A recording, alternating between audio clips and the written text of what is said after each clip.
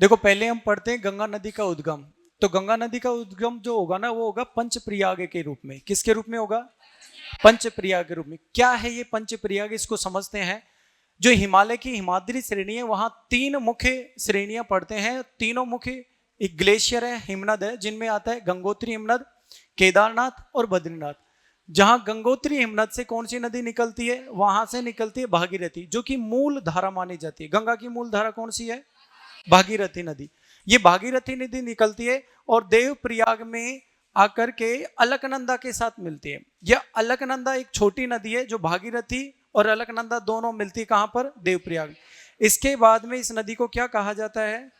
गंगा नदी कहा जाता है। इसका मतलब ये हुआ देवप्रयाग से पहले गंगा को गंगा नहीं कहा जाता। गंगा को कहां से गंगा कहा जाएगा? इससे पहले दो अलग अलग धाराएं बह रही होती हैं, एक भागीरथी बह रही है और दूसरी अलकनंदा।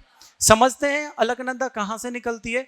बद्रीनाथ जो श्रेणी है वहां पर एक सतोपत हिमनद पड़ता है और इस सतोपत हिमनद से कौन सी नदी निकलती है? अलकनंदा निकलती।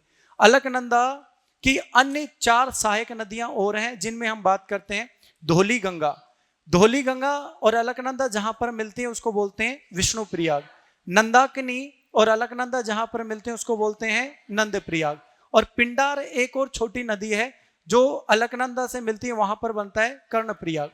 मंदाकिनी नदी जो कि कहां से निकलती है? केदारनाथ से। यहां से निकलने के बाद में जहां पर यह अलकनंदा से मिलती है वहां पर कौन सा प्रयाग बनता है? रुद्रप्रयाग बनता है। इस प्रकार से पंच प्रयाग बनते हैं। कौन कौन से? विष्णु प्रयाग, नंद प्रयाग, कर्ण प्रयाग, रुद्र प्रयाग और देव प्रयाग। इनका क्रम भी पूछा जा सकता है, ऊपर से नीचे का, नीचे से ऊपर का क्रम भी। ऊपर से नीचे आते हैं तो आपको पता है विष्णु, नंद, कर्ण, रुद्र और देव। नीचे से ऊपर जाते हैं तो देव, रुद्र, कर्ण, नंद और विष्णु प्रयाग।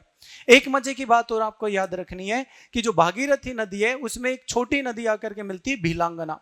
भीलांगना नदी जब पानी इसमें डालती है तो इसमें बहुत ज्यादा पानी की मात्रा बढ़ जाती है और उसी जगह पर इसको कंट्रोल करने के लिए एक बांध बनाया गया है जिसको बोलते हैं टिहरी बांध।